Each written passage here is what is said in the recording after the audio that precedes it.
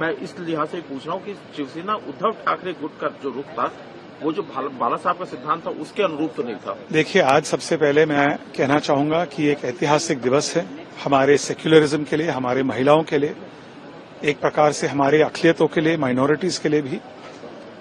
जो नकारात्मक राजनीति इतने दशकों से किया जा रहा था, मुसलमानों को केवल वोट बैंक के रूप में यूज करना, इस्तेमाल करना, उनको विकास से दूर रखना। मैंने आज अपने भाषण में भी कहा कि 370 हटने के बाद सबसे ज्यादा फायदा कश्मीरी मुसलमानों को हुआ, और मुझे यकीन है कि वक्फ अमेंडमेंट बिल लोकसभा राज्यसभा में पारित हुआ, कुछ ही समय में एक कानून बन जाएगा। उसके बाद सबसे ज्यादा फायदा आम जरूरतमंद मुसलमानों को मिलेगा। जहां तक उभाटा की सवाल है, एक बात स्पष्ट है, पूरी महाराष्ट्र जानती है कि उभाटा यानी कि उद्धव ठाकरे जी की जो पार्टी है वो एक हिंदू विरोधी पार्टी है।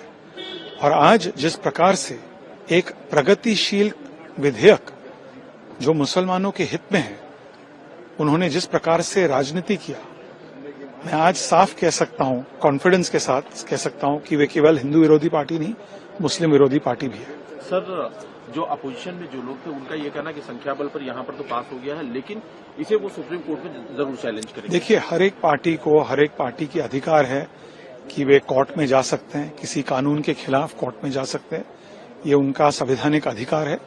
कोर्ट अल्टीमेटली निर्णय लेगी। 370 को जब हटाया गया उस समय भी लोग सुप्रीम कोर्ट में गए थे, सुप्रीम कोर्ट ने अपना वर्डिक्ट दिया।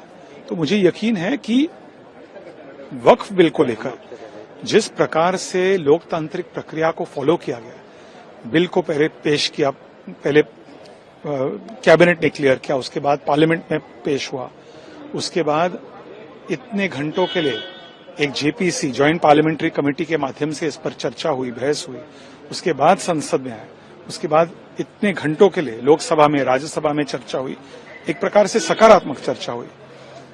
तो ये पूरी तरह से लोकतांत्रिक प्रक्रिया को हमने फॉलो किया है, और इसलिए मुझे यकीन है कि चाहे कोई भी कोर्ट में जावे, कोर्ट भी जो प्रक्रिया हमने फॉलो किया उसको रिअफर्म करेगी।